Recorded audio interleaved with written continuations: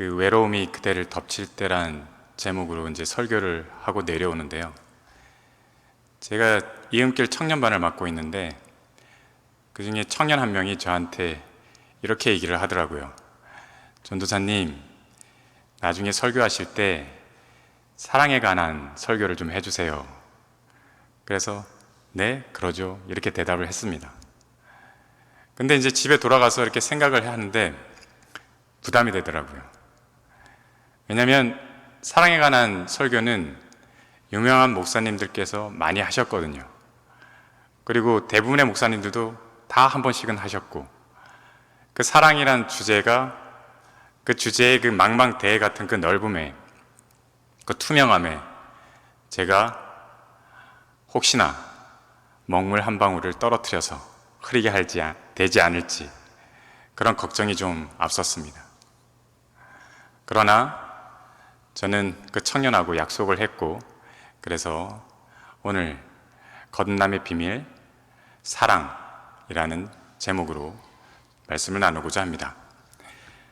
제가 군대를 제대할 때였습니다. 군대는 사람을 변하게 하죠. 제가 원래 대단히 이상주의자였거든요. 근데 군대 제때 이제 2년 6개월을 복무를 했었는데요. 군대를 갔다 오니까 현실주의자로 바뀌게 되더라고요. 그럴 수밖에 없죠. 군대라는 그 폐쇄적인 공간, 그 다음에 그 상명하복의 시스템, 그 다음에 훈련, 규칙, 이런 것들이 사람을 변하게 하더라고요. 근데 또 다른 변화가 있습니다. 그게 뭐냐면, 제가 군대 가기 전에 선배들이 저한테 이런 얘기를 해주더라고요. 너 군대 가면 다 잊어버릴 거야, 이러더라고요. 그래서 제가 그게 좀 이해가 되지 않았어요. 뭘 그 2년 6개월 갔다 오는 게 뭘 그렇게 잊어버릴까. 근데 진짜 제대하고 나니까 그렇게 외웠던 영어 단어와 수학 공식이 하나도 생각이 나지 않아요. 근데 그것뿐이면 괜찮은데 연애하는 방법도 까먹은 겁니다. 거짓말 안 하고 진짜입니다. 제가 제대를 하고 나서 소개팅을 나갔는데 상대편 여자분이 진짜 아름다우시고 좋았어요. 그러니까 통성명을 하고 말을 해야 되잖아요. 말이 안 나오는 거예요. 그래서 밥만 맛있게 먹고 헤어졌던 기억이 납니다. 그때 너무나 심각했어요. 이러다가 진짜 대학생활 내내 연애 한번 못 해보고 또 그냥 끝나는 게 아닌가, 나머지 대학생활을. 그래서 서점에 가서 연애에 대한 책을 좀 사서 봐야 되겠다, 그런 생각을 하고 서점에 갔습니다. 서점에 갔더니 딱 눈에 들어오는 책이 L.A. 프롬의 사랑의 기술입니다. 제가 왜 그 책에 꽂혔을까요? 바로 기술이라는 단어 때문이죠. 저는 그 책이 뭔가 이렇게 여자를 만나면 여자에게 어떤 말을 해야 되고 어떻게 그 여자의 마음을 사로잡아야 되는지 뭐 그런 글들이 있는 줄 알았어요. 그래서 그 책을 샀던 거죠. 그리고 또 하나의 책, 소유냐 존재냐, 이 두 권을 사서 읽었습니다. 그리고 읽고 나서 후회를 했죠. 전혀 그런 내용이 아니라서. 그리고 나서 또 소개팅을 나갔습니다. 이번에는 성공했을까요? 안 못했을까요? 여러분의 상상에 맡기겠습니다. L.A. 프롬은 이런 얘기를 합니다. 우리 인간은 무한한 자유를 가지고 있는데 그 무한한 자유가 우리를 분리감을 느끼게 한다는 겁니다. 소외감이죠. 예를 들어서 이런 거죠. 우리가 고등학교 때는 학교라는 시스템 내에 있으니까 한정된 자유를 밖에 누리지 못합니다. 그래서 그 자유의 무한함을 모르죠. 그러나 대학교를 가고 사회에 진출하게 되면 자신의 선택에 따라서 자신의 미래가 결정이 바로 돼버리잖아요. 그 무한한 자유가 우리에게 미래에 대한 두려움으로 다가오는 거죠. 그래서 그것이 현실에 안주하지 못하게 하고 계속 소외감을 느끼게 만든다고 L.A. 프롬은 얘기합니다. 그럼 그 해결책은 무엇이냐? 사랑이랍니다. 사랑이 그 해결책이랍니다. 근데 현대를 살아가는 우리가 느끼기에 사랑은 어떤 거죠? 일시적인 거잖아요. 감정이잖아요. 그러니까 이런 거죠. 남녀가 서로 사랑을 해서 사귀거나 결혼을 합니다. 처음에는 콩깍씨가 씌이니까 다 해주죠. 해달라는 거. 근데 유통기한이 있죠. 어느 정도 지나면 그 콩깍지가 벗겨지고 나면 그때부터 칼 융이 말한 대로 내 자아를 상대에게 투사시키게 됩니다. 그때 이제 두 가지 현상이 나타나는데요. 첫 번째는 뭐냐면 교환의 정입니다. 그리고 두 번째가 소유욕입니다. 그러니까 이런 거죠. 교환의 정이라는 건 자본주의에서 가장 중요한 게 교환 가치잖아요. 그러니까 그게 우리의 무의식을 지배하는 거죠. 그래서 내가 당신에게 생일 선물날 이걸 사줬으니까 당신은 나에게 내 생일날 저걸 사줘. 이렇게 요구를 한다는 거죠. 가는 게 있으면 오는 게 있어야 된다. 이렇게 사랑이 바뀐다는 겁니다. 그리고 소유욕, 상대를 소유하려고 하는 거죠.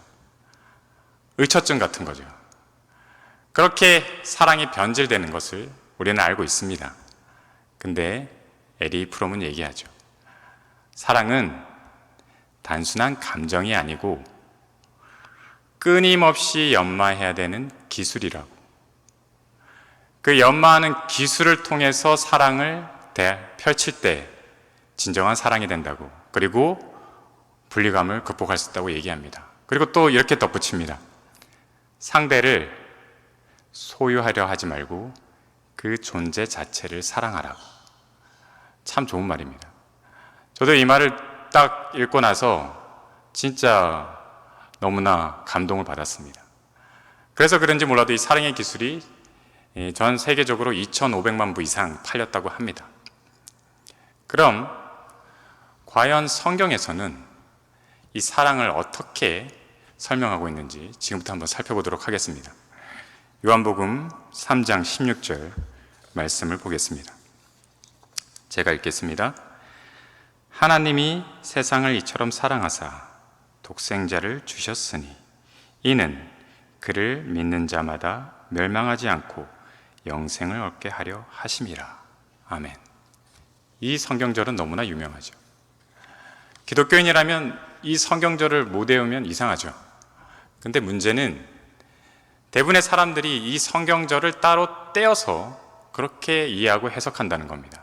그러나 분명히 이 성경절은 3장 1절부터 시작하는 니고데모와 예수님의 대화 속에 있는 한 부분입니다. 그래서 오늘 그 부분 속에서 이 성경절을 한번 살펴보려고 합니다. 요한복음 3장 1절입니다. 그런데 바리새인 중에 니고데모라 하는 사람이 있으니 유대인의 지도자라. 자, 니고데모는 어떤 사람이냐? 명석하고 지적이고 아주 뛰어난 그런 사람이었습니다. 그래서 지도자가 됐죠. 여기서 이 지도자는 사내들인 멤버였다는 것을 의미합니다. 사내들인은 그 당시에 이스라엘의 최고 통치 기구였습니다. 한 70명 정도 됐답니다. 거기에는 뭐 대제사장, 그 다음에 바리새인들 뭐 이런 사람들이 다 모여있는 그런 기구였답니다. 오늘날로 말하면 국회라고 보시면 됩니다. 그러니까 바로 이 니고데모는 국회의원이었던 거죠. 그리고 또 뭐라고 나오냐면 바리새인이라고 나옵니다. 바리새인은 원어적으로 해석하면 분리된 자 이렇게 해석이 되죠. 그러니까 도덕적으로 사회적으로 자신을 분리시킨 그런 아주 엄숙한 도덕주의자였다는 거죠. 그리고 보수주의자고 니고데모의 정체성을 지금 바로 1절에서는 얘기해 주고 있습니다. 그 다음에 3장 2절 말씀을 보겠습니다.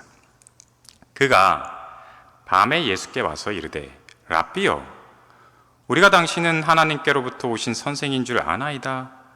하나님이 함께 하시지 아니하시면 당신이 행하시는 이 표적을 아무도 할 수 없음이니이다. 아멘. 자, 여기에서 딱 처음에 눈에 들어오는 단어가 있죠. 밤. 이 밤을 왜 요한이 여기서 이렇게 언급을 하며 강조를 했을까? 두 가지로 분석을 할 수가 있는데요. 첫 번째는 이런 거죠. 왜 하필 니고데모는 낮이 아니고 밤에 예수님을 찾아갔을까?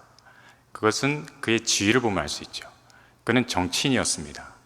정치인은 이미지가 생명인데 만일에 그가 낮에 가서 예수님을 만난다는 것을 소문이 나기라도 하면 어떻게 되죠? 이미지가 실추되죠. 그럼 사람들은 더 이상 니고데모를 신뢰하지 않습니다. 왜냐하면 그 당시 유대인들은 예수님을 받아들이지 않았으니까. 그래서 밤에 갔다고 해석을 할 수가 있습니다. 그 다음에 두 번째는 요한은 요한복음을 통해서 계속 이 빛과 어둠을 대조를 시킵니다. 빛은 예수 그리스도죠. 어둠은 하나님을 모르는 무지몽매한 상태를 얘기합니다. 그러니까 지금 요한이 밤을 통해서 말하고자 하는 것은 이 니고데모의 상태인 거죠. 니고데모는 바리새인이면서 율법을 정통하고 모세경을 그렇게 달달 깨고 있음에도 그는 하나님을 진정으로 모르고 있는 그런 무지몽매한 상태에 있는 죄인이라는 것을 지금 요한은 얘기하고 있는 겁니다. 이 밤을 통해서. 자, 그리고 이렇게 얘기합니다. 랍비여, 우리가 당신은 하나님께로부터 오신 선생인 줄 아나이다. 이 부분을 읽고 이상하게 생각해야 됩니다. 왜냐? 우리는 또 다른 바리새인을 알고 있죠. 그 유명한 바울. 바울은 살아생전 한 번도 예수님을 찾아본 적이 없습니다. 찾아간 적이.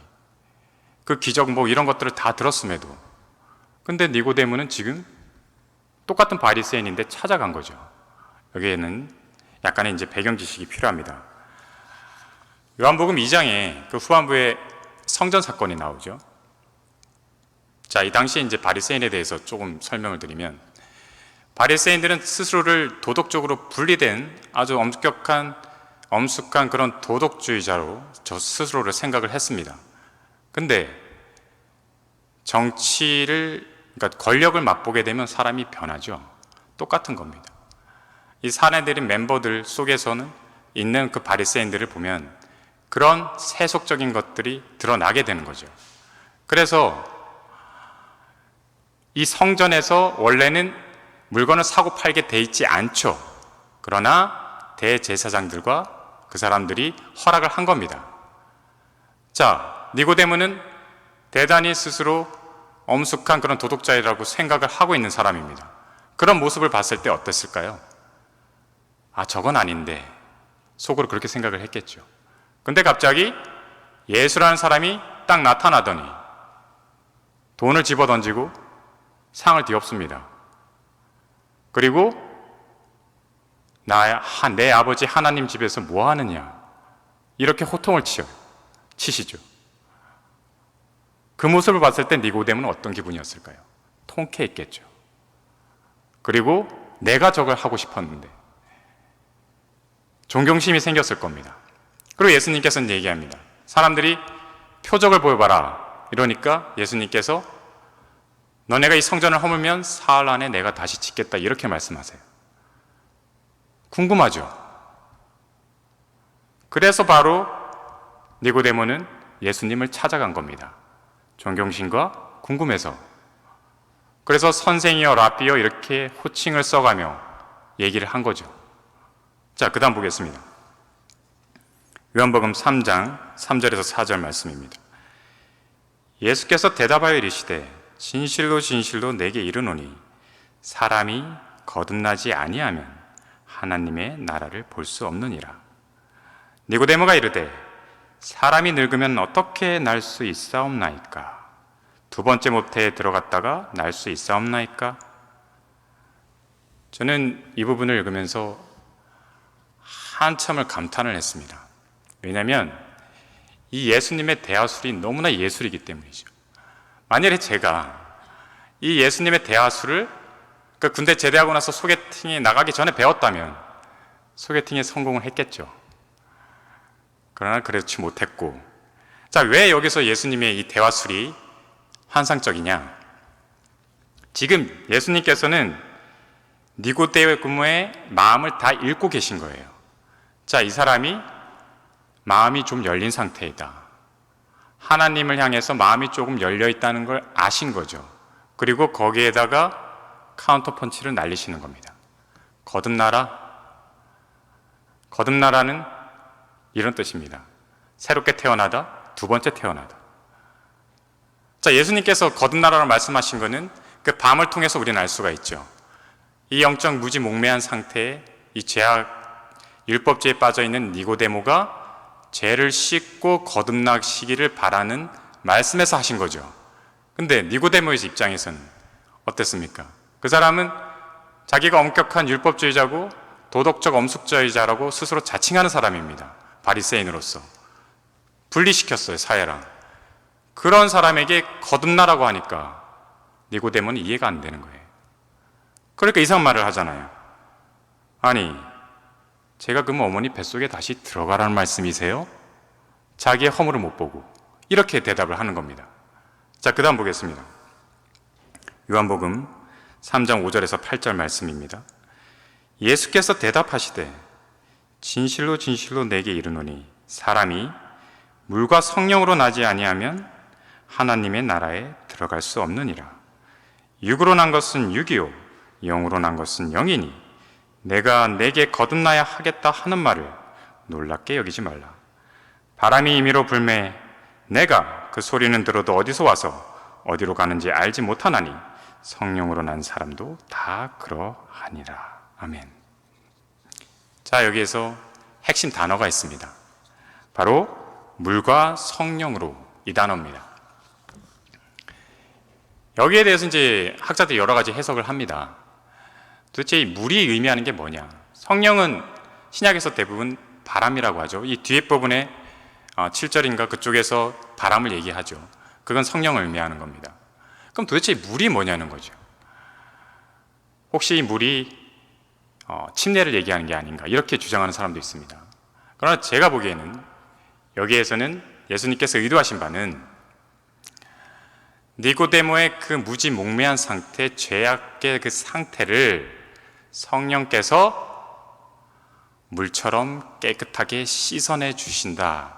그런 의미로 물을 사용하신 거고, 그 다음에 뒤에 바람은 바람처럼 강하게 그렇게 니고데모에게 성령이 임하신다. 이런 뜻으로 해석하는 게 가장 바람직한 것 같습니다. 자, 지금 여기까지 이제 조금 정리를 하면 이런 거죠. 니고데모가 찾아왔습니다. 가르침을 받기 위해서. 그런데 갑자기 예수님께서 거듭남을 말씀하시죠. 거듭나라. 그런데 어떻게? 성령으로 거듭나라. 이렇게 지금 말씀하신 겁니다. 자, 그 다음 절을 보겠습니다. 요한복음 3장 9절에서 10절 말씀입니다.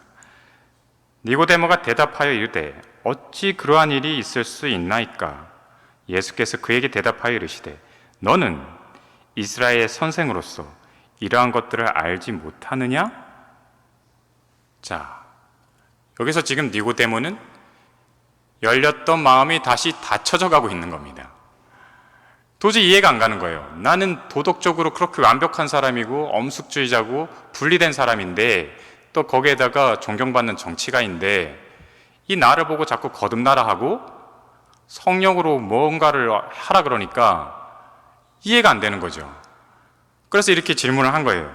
그랬더니 예수님께서 딱 꼬집으시죠. 네가 그렇게 많이 알고 있는 모세오경 그 율법들, 그런데 너는 그것들을 제대로 해석하지 못하는구나. 이렇게 지금 말씀하시는 거예요. 그 다음 절 보겠습니다. 요한복음 3장 11절에서 13절 말씀입니다.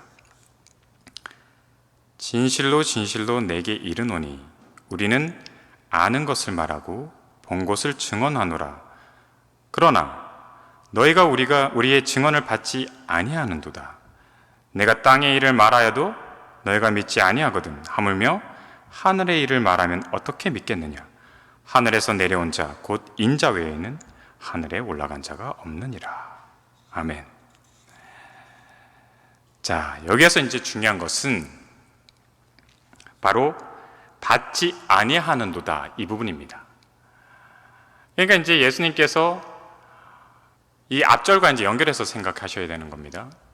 받지 않는다는 것은 예수님이 지금 설명한 그 말씀을 받지 않는다는 뜻이죠. 그것은 믿지 않는다라고 해석을 할 수 있습니다. 그러면 왜 이렇게 믿지 않느냐? 그 앞에서 핀잔을 주신 거죠. 네가 그렇게 많이 알고 있는 그 지식이 그것이 너의 믿음에 아무런 도움이 되지 않는다는 겁니다. 그것이 내가 하나님을 모르는 상태에서 하나님을 진정으로 알게 하는 그런 상태로 나아갈 수 없다는 겁니다. 그걸 지금 말씀하시고 계시는 거예요. 갑자기 예수님께서는 믿음으로 화제를 돌리시는 거죠. 그럼 정리하겠습니다. 거듭남을 말씀하시면서 성령으로 거듭나라, 그 다음에 믿음이 필요하다, 이렇게 말씀하시는 거죠. 지금 예수님이 거듭남은 성령과 믿음, 이렇게 얘기하는 것입니다.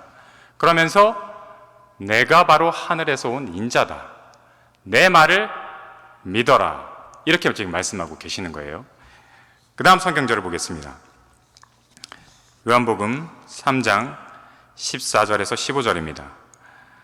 모세가 광야에서 뱀을 든 것 같이 인자도 들려야 하리니 이는 그를 믿는 자마다 영생을 얻게 하려 하심이니라. 아멘. 자, 예수님께서는 믿음을 얘기한 다음에 바로 모세 얘기를 꺼내시죠. 이것은 민수기 21장에 나오는 얘기인데 제가 요약해드리면 이런 겁니다. 이스라엘 백성이 약속된 땅으로 가기 전에 광야에서 머물게 되죠.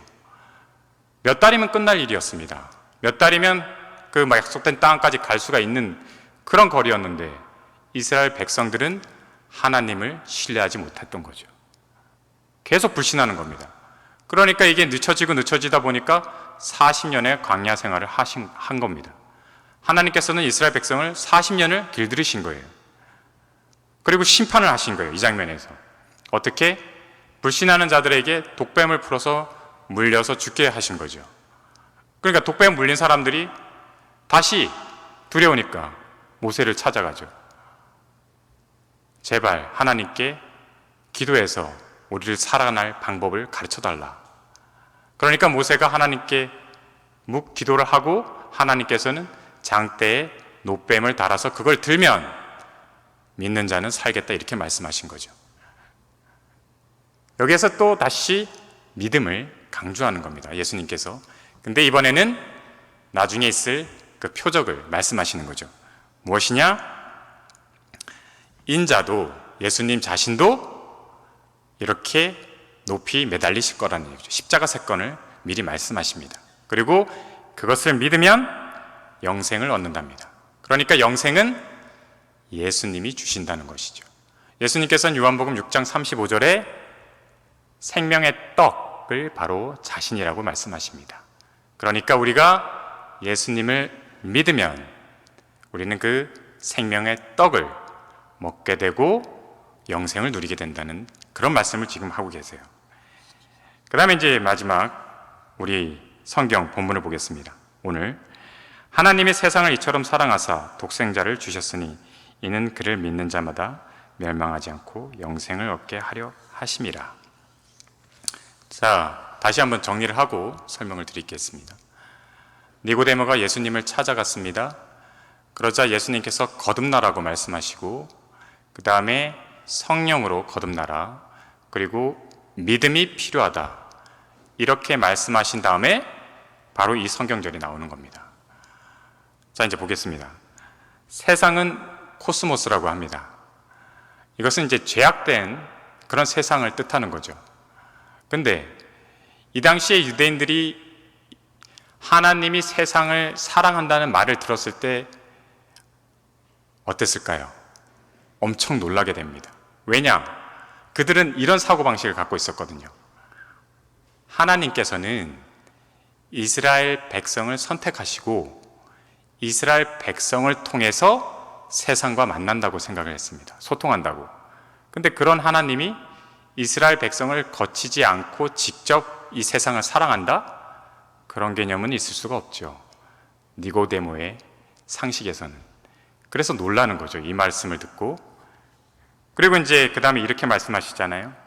하나님께서 세상을 사랑하는데 그래서 독생자를 주셨다고. 즉 이 말은 뭐냐? 지금 예수님께서 말씀하시고자 하는 요지는, 사랑은 아까 그 에리 프롬이 말한 것처럼 단순한 감정이 아니라는 거죠. 하나님의 사랑은 직접 행동하는 그런 사랑이라는 겁니다. 즉 자신의 아들을 내어줄 정도로, 그래서 십자가에 매달려서 죽게 할 정도로요, 그렇게 죄인인 인간을 사랑하셨다는 거죠.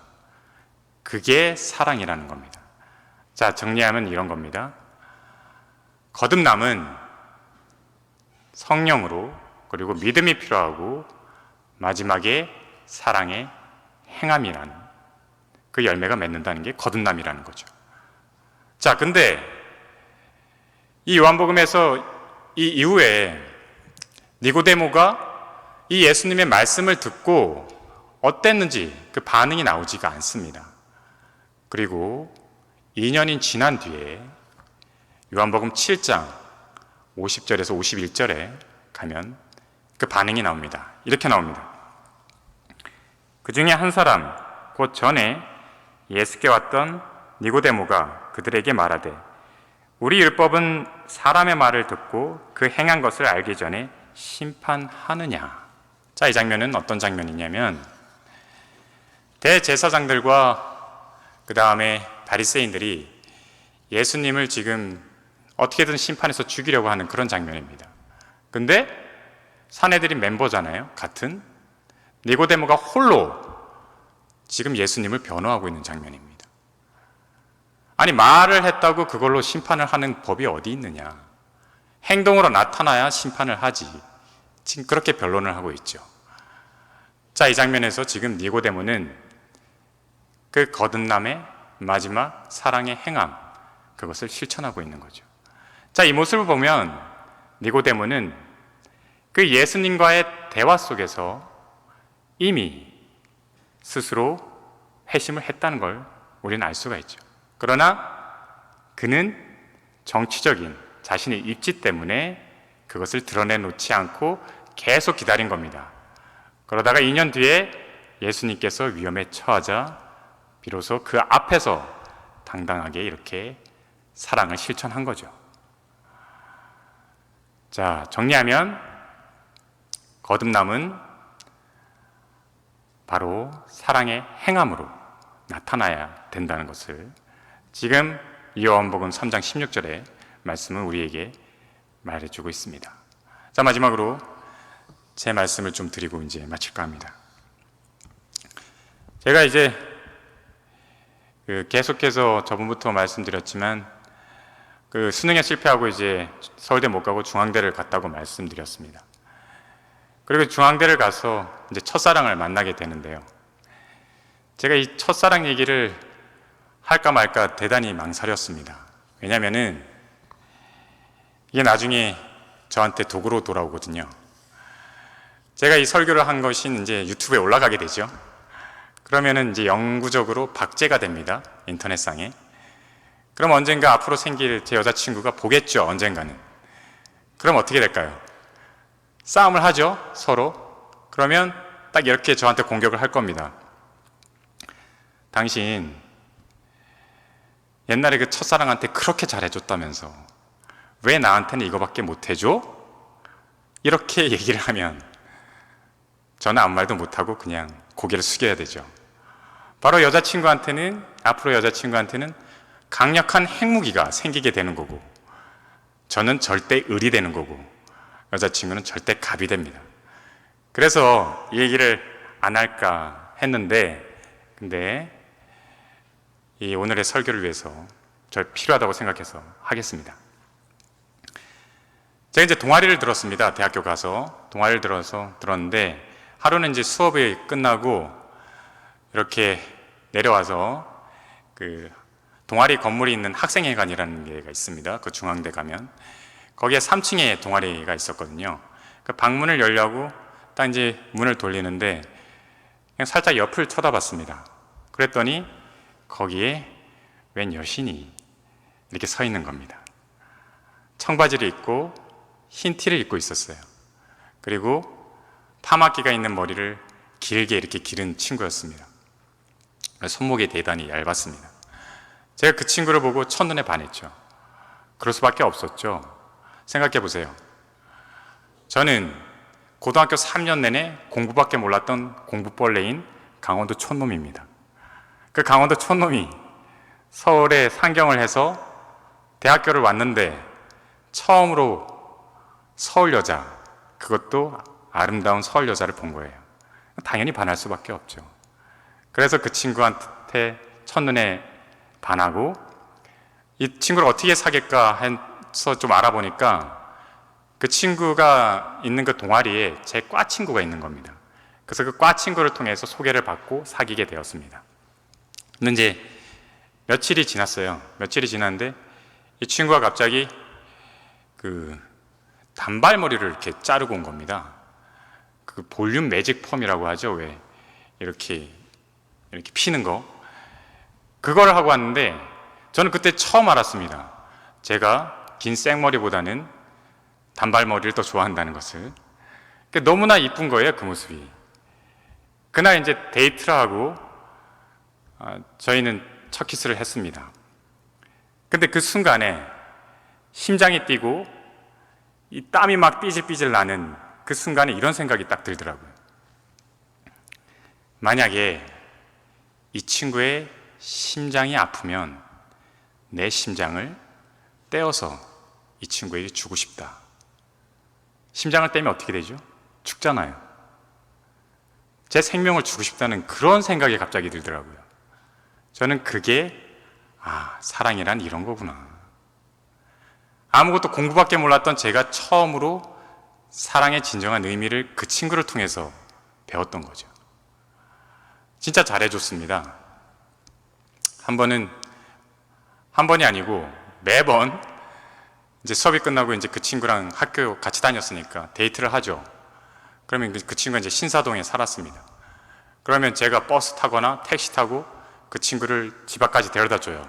데려다 주고 돌아오는 길에 10,000원짜리를 100원짜리로 다 바꿉니다. 왜냐면 그때는 핸드폰하고 삐삐가 없었거든요. 공중전화에서 전화를 하기 위해서.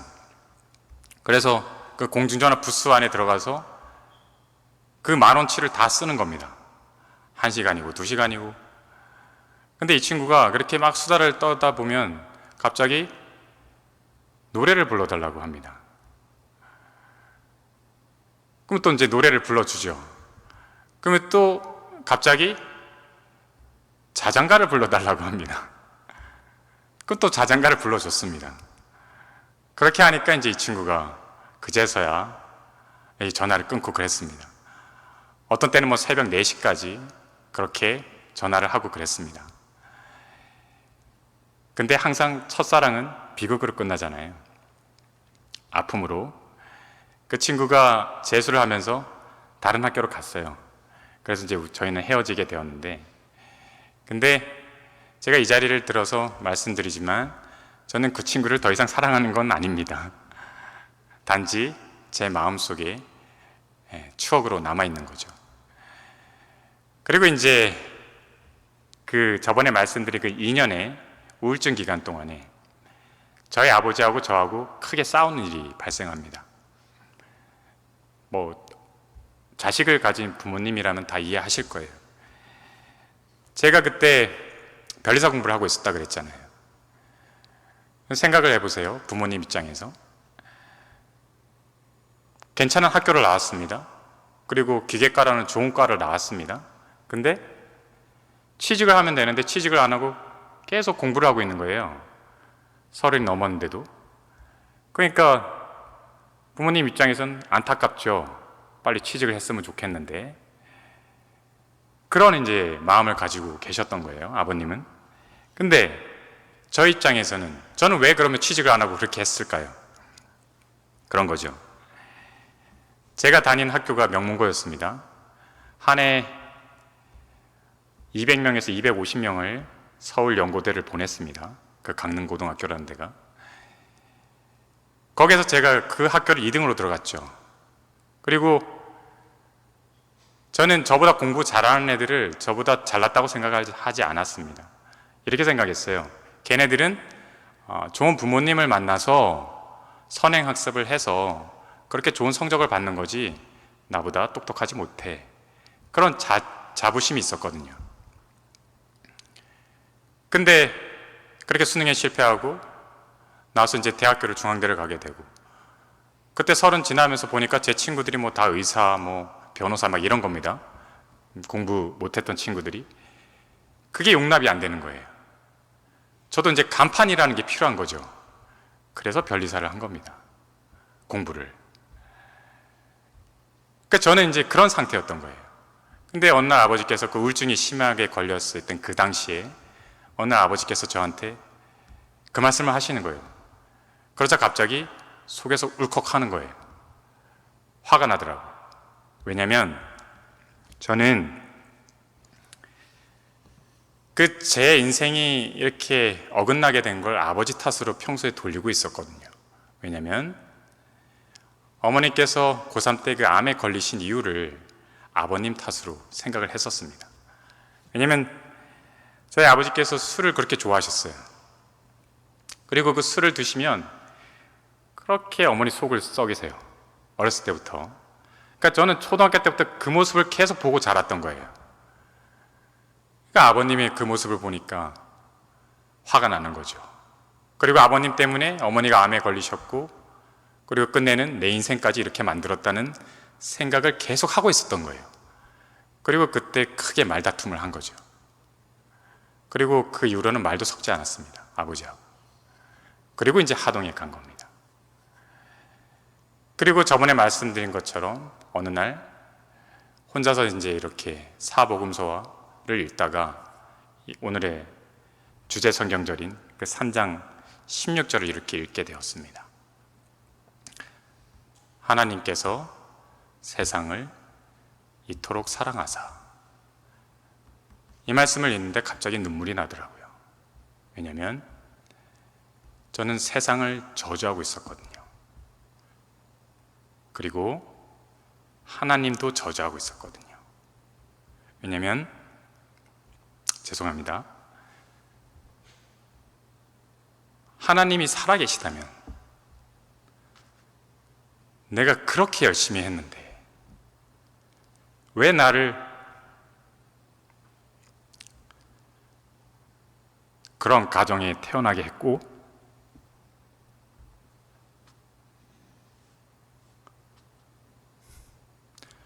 왜 나를 꿈을 적게 만들었으며,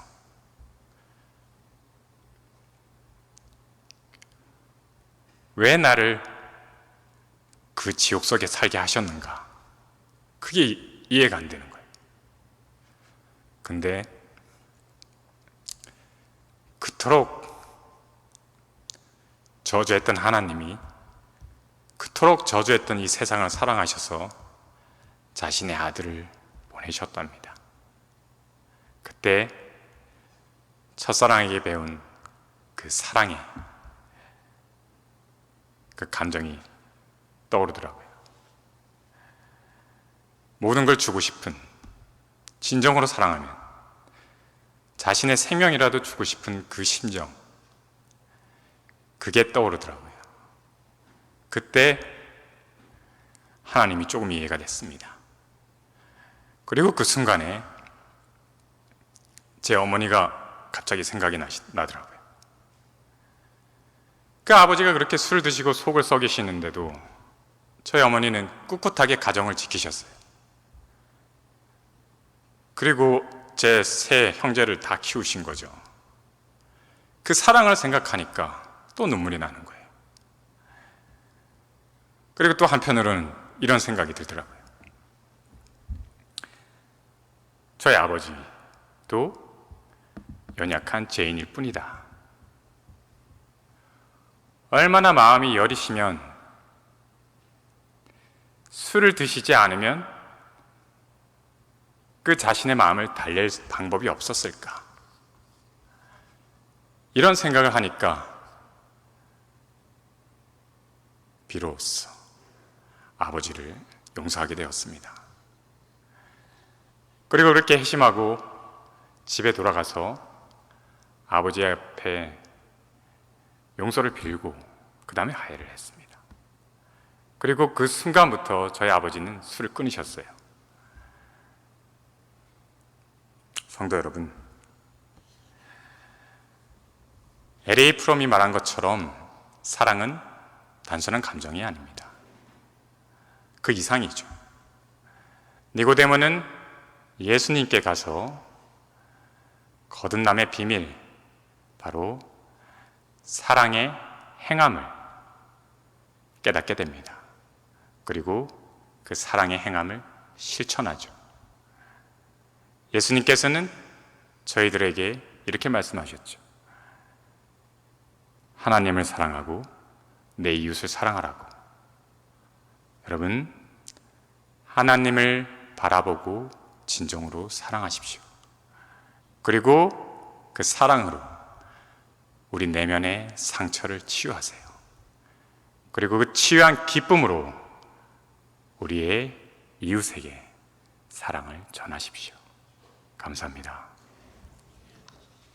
기도하겠습니다. 하늘에 계시는 하나님 아버지, 저희에게 당신의 아들을 이 땅에 보내주셔서 너무나 감사를 드립니다. 주님, 저희는 너무나 연약해서 저희 스스로 죄에서 벗어날 힘이 없습니다. 주님, 이런 저희를 불쌍히 여기시고 예수님 앞으로 저희를 이끌어 주시옵소서. 그리고 사랑을 저희 마음속에 불어넣어 주시옵소서. 그 사랑으로 우리의 이웃에게 나아가게 또한 인도하여 주시옵소서. 주님, 사랑합니다. 모든 것을 주님께 맡겨오며 사랑이신 우리 구주 예수 그리스도 이름으로 감사히 기도드렸습니다. 아멘.